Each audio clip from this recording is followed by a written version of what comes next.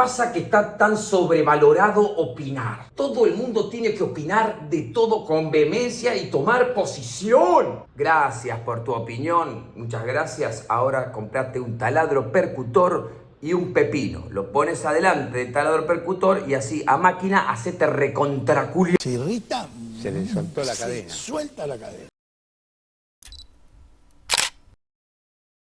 Si el problema es ese que está ahí, que vive como yo, que paga la misma despensa que yo, compra en el mismo súper que yo, gana más o menos lo que gano yo, si fuera mucho más pobre no le vería la cara y si fuera mucho más rico, menos. Ese que está ahí, tan parecido a mí, entonces también el problema soy yo, ¿cómo es?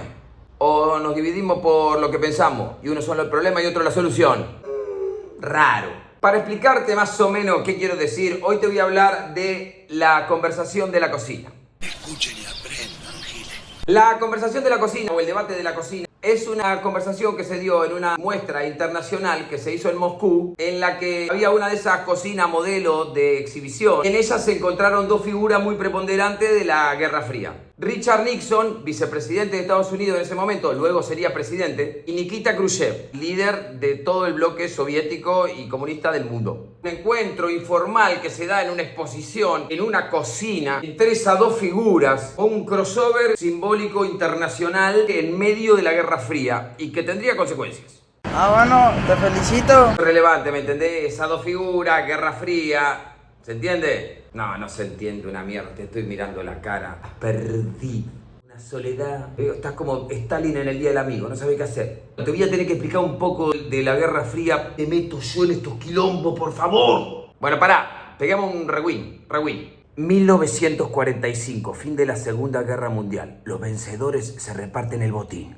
Alemania queda dividida en dos. En cuatro, en realidad. Una parte para Francia, una para Inglaterra, una para Estados Unidos y una para la Unión Soviética. Pero básicamente queda dividida en dos, un bloque capitalista y un bloque comunista. Pero sobre el bloque comunista, además está Berlín, la capital, que también está dividida en cuatro o en dos. Toda Europa occidental bajo la esfera capitalista y toda Europa oriental queda bajo la esfera comunista, soviética. En una división que se llamó metafóricamente la cortina de hierro o también el telón de acero. Buena, ¿cómo estaban los nombres? Don titular. Los yanquis implementan el Plan Marshall, que era un plan de asistencia financiera para la recuperación de Europa occidental. Los rusos empiezan a hacer el Comecon. No la Comicon, el Comecon. El Comité de Ayuda Mutua Económica Internacional, bla, bla, bla, bla. Todos veían que en cualquier momento se pudría otra vez. Europa Occidental con Estados Unidos arman la OTAN, Organización de Tratado del Atlántico Norte. Rusia quiere incluirse y no la dejan. Como dejándole claro, mirá, ¿sabe qué? Nos juntamos para defendernos de vos. La Unión Soviética ahí dice, parece que en la ONU estamos todos en el mismo grupo de WhatsApp, pero después hay otro grupo de WhatsApp en el que yo no estoy. Y arma su propio grupo, el Pacto de Varsovia. La tensión empieza a subir, la ruptura entre Alemania Oriental y Occidental empieza a ser cada vez más grande, gente del Berlín comunista empieza a saltarse para el Berlín capitalista y los rusos en un momento directamente hacen un muro, el muro de Berlín. Y ahí se empiezan a armar hasta los dientes y a mirarse de reojo a ver quién mueve primero. Con la mano en el fierro ahí, no, está todo bien, no, sí, está todo bien, sí, está todo bien. ¿O no? ¿Está todo bien? El asunto es que estos muchachos de los Estados Unidos ya habían hecho este detalle de tirar dos bombas atómicas, ¿sabes? En Hiroshima y en Nagasaki. O sea, los norteamericanos tenían poder nuclear. Y al poco tiempo de terminada la Segunda Guerra Mundial, los rusos exhiben que también tenían poder nuclear. Se empieza a poner peluda la cosa, delicada, ¿sabes? Porque si esos dos locos se empiezan a tirar con todo lo que tienen, chau planeta Tierra. Y bueno, eran locos pero no boludos. Así que como no podían ir a la guerra entre ellos, porque iba a ser el final de todos y de todo, empiezan a mandar a la guerra a otros en nombre de ellos. Mira qué simpático, creativo, ¿no? Por esto la Guerra Fría es tan importante, ¿me entendés? Porque cambia el esquema de la guerra en la historia de la humanidad. Antes, si España estaba en guerra contra Inglaterra, iban los ingleses con sus barcos, con su bandera, con sus casacas rojas, se la daban contra los otros del otro lado, que tenían los uniformes, que tenían la bandera, pero eran ellos contra ellos. Ahora no, ahora yo no voy a ir a la guerra, va a ir vos por mí. La primera que pasa es en Corea, y ahí se la empiezan a dar comunista contra capitalista, los yanquis contra los rusos y los chinos, en una guerra que dividió Corea para siempre, que nunca terminó la guerra, nunca se firmó la paz. Ese gordito simpaticón que tiene un botoncito con bomba nuclear es un quilombo que viene de allá. Al principio era más de mandar sus propias tropas, pero después dijeron, no es necesario, nos quemamos al pedo. Y así, coreano comunista contra coreano capitalista, vietnamita comunista contra vietnamita capitalista, y así todo el fucking planeta. Ojo, pasa que los rusos eran muy de instalar dictadores, gobiernos títeres que manejaban ellos y estaban bajo su esfera y sus decisiones. En cambio los norteamericanos también. Pasa que los yanquis argumentaban que toda esta medida y estos estados de emergencia constante eran necesarios porque si no, del otro lado iba a venir el comunismo. En cambio lo que decían los rusos era que, bueno, lo mismo, pero al revés. Desde la lógica imperialista es más práctico. No te comprometes con la diplomacia, porque oficialmente los que se pelean son otros. Das la lucha geopolítica, alimentás tu industria militar, ejercés la dominación, pero lo muerto lo ponen los demás. El mundo compró que lo que se quería era que no haya más guerra. Después nos fuimos dando cuenta que no querían que haya más guerra cerca de ellos, digamos, pero que haya, pero lejos. Entonces los pueblos del mundo nos la pasamos en una tensión esperando que en cualquier momento estallara la Tercera Guerra Mundial, sin darnos cuenta que estábamos adentro de ella que estaba sucediendo. Dos potencias hegemónicas ejerciendo la influencia en miles de frentes distintos en todo el mundo. Una guerra mundial más mundial que las otras guerras mundiales y en países de todos lados que a veces sin comerla ni beberla terminaron siendo o el frente de batalla o el patio trasero de alguna de las dos partes. Y así en todos lados se cocinaba el guiso este. El punto más tenso de la Guerra Fría viene con la crisis de los misiles en Cuba. Los rusos ponen unos misiles en Cuba, medianera por medio con Estados Unidos, porque los yanquis tenían unos misiles en Turquía. Ahí se arma una crisis de despelote total. Como ya te dije, eran locos pero no boludos. Y al final los yanquis sacaron los misiles de Turquía y los rusos sacaron los misiles de Cuba y ahí quedó, todo en una tensa calma. Está todo bien, ¿no? Está todo bien. Y todo siguió igual, pero ahora con un teléfono rojo en cada capital, como para, viste, y tener ahí un pimponeo, viste, como comunicarse, si alguno va a arrancar el apocalipsis, para coordinar. En el medio de todo esto, una campaña cultural todo el tiempo tratando de imponerse al otro en todo. O cualquier cosa. Los yanquis armaban los Juegos Olímpicos, los rusos no iban. Los rusos armaban los Juegos Olímpicos, los yanquis no iban. En todo el mundo, y afuera del mundo también, arrancaron una carrera espacial que llevaron la delantera los rusos todo el tiempo. Pero en el 69 los yanquis llegaron a la luna y ahí como que dijeron, venimos perdiendo 8-0, pero mete gol gana, así que ganamos, listo, ya está, chao. Todo era propaganda. Vimos a Rambo pelear contra los rusos en Afganistán, a Rocky fajarse con Iván Drago. Allá por final de los 80 más o menos, la Unión Soviética no podía sostenerse más. En 1989 la manifestación en Alemania derivan en la caída del muro de Berlín y la reunificación de Alemania. Y más o menos 1 o 2 años después, la Unión Soviética termina la Guerra Fría y comienza el proceso de globalización, es decir, la hegemonía del capitalismo como sistema global. Me cansé, boludo. ¿Para qué venía todo esto? La cocina. Pará, otra vez, rewind. Allá por 1959, antes que se pudra todo, hubo como un intento de mejorar las relaciones, de acercarse las partes, intentar conocerse uno al otro, qué sé yo. Para hacer una muestra de buena voluntad se organizaron 2 muestras. Una muestra de la Unión Soviética en Nueva York y otra muestra de los Estados Unidos en Moscú. Primero van los rusos a Nueva York y arman una muestra a todo culo. Maquetas de rompehielo, una réplica de satélite Sputnik, una reconstrucción de partes de Moscú. El mismo presidente de los Estados Unidos fue a la muestra, por supuesto, la recorrió, estuvo con los representantes diplomáticos y toda la pelota. Después le tocaba a los yanquis ir a Moscú. Y los yanquis decidieron ir por otro lado. No hicieron un despliegue de industria pesada, tecnología militar, aeroespacial. Llevaron más bienes de consumo. Autos, refrescos, cocinas. Montaron un domo semiesférico gigantesco. Entraban los moscovitas y había televisores gigantes. ¿Sabés lo que era eso para la gente de la Unión Soviética en 1959? Estaban en el siglo XXIII. Una exhibición de todo lo confortable que era el capitalismo.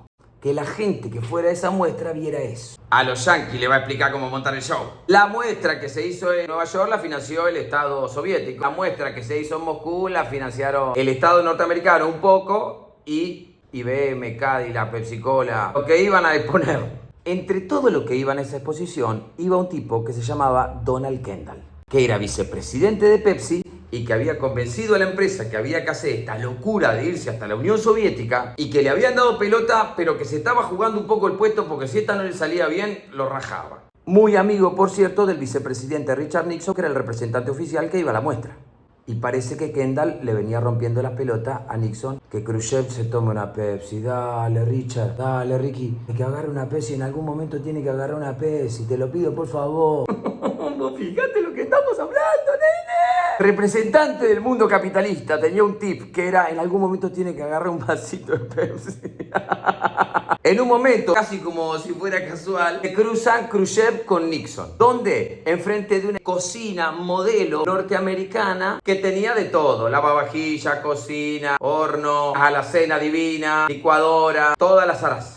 Y Nixon le empieza a explicar a Khrushchev todas las ventajas que tenían todos estos artefactos y estos artilugios de cocina para hacerle más fácil la vida al ama de casa norteamericana. Mientras Khrushchev decía que era todo una pantomima de automatización, también van a poner una máquina que te mete la comida en la boca y la mastica y te la mete a la garganta. Y Nixon se empecinaba en una licuadora, que mirá ahora este lavavajillas, que mirá qué lindo que esto, qué moderno todo, mirá la alacena y todo, teniendo esa charla en la cocina. Junio, en Moscú, un calor, Khrushchev transpiraba, pero no decía nada. Y Kendall, el de Pepsi, se salta todos los protocolos, se acerca a Nikita Khrushchev, el premier de la Unión Soviética, con 2 vasitos de Pepsi, no con 1, con 2. Y le hace, tal vez, el primer desafío Pepsi de la historia. Le da los 2 vasitos y le dice: señor Khrushchev, este está hecho con agua de Estados Unidos y este con agua de Rusia. ¿Cuál le gusta más?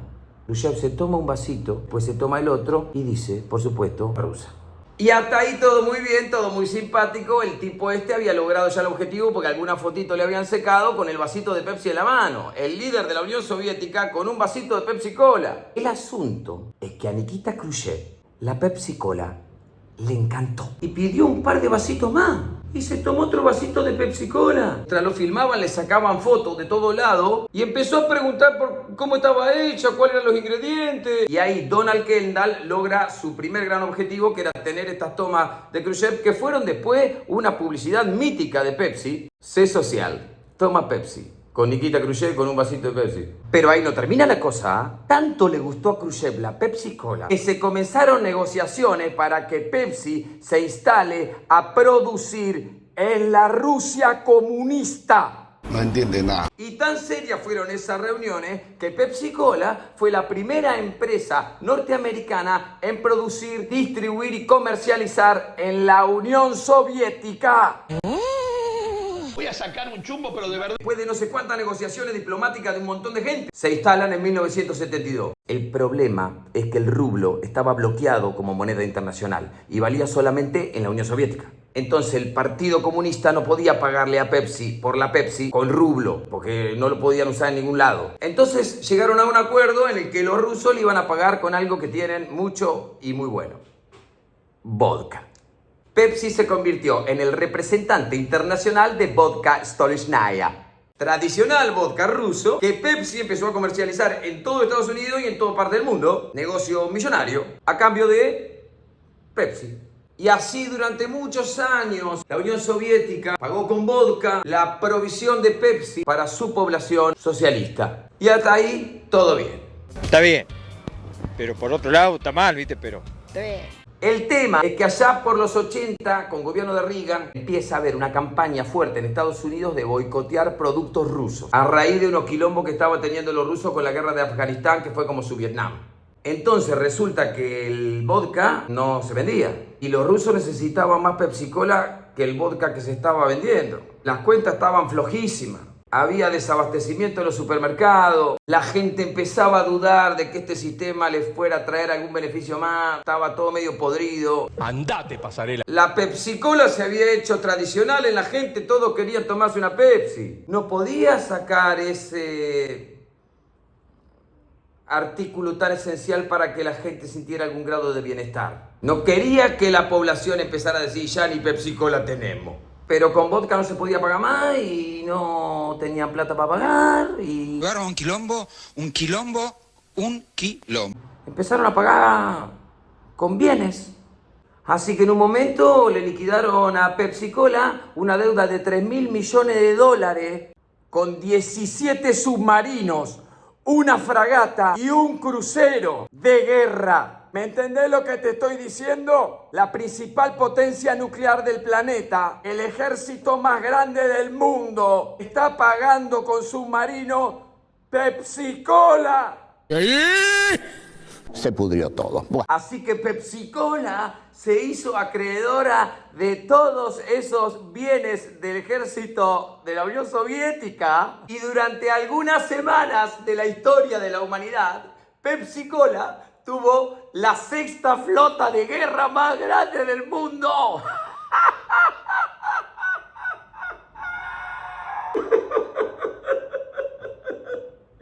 No puede ser, boludo, dejate joder, dale.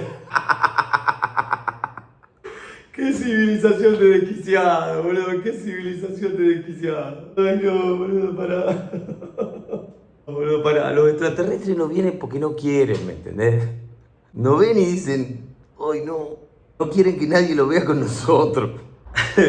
Bueno, pará. Todo eso era como un material de rezago porque los rusos tenían galpones y astilleros llenos de material bélico que habían sobreproducido durante muchos años y que básicamente valía como chatarra. A las pocas semanas lo vendieron a un astillero noruego que lo desguazó todo, lo vendieron como por el valor del acero y se cobraron con submarinos soviéticos.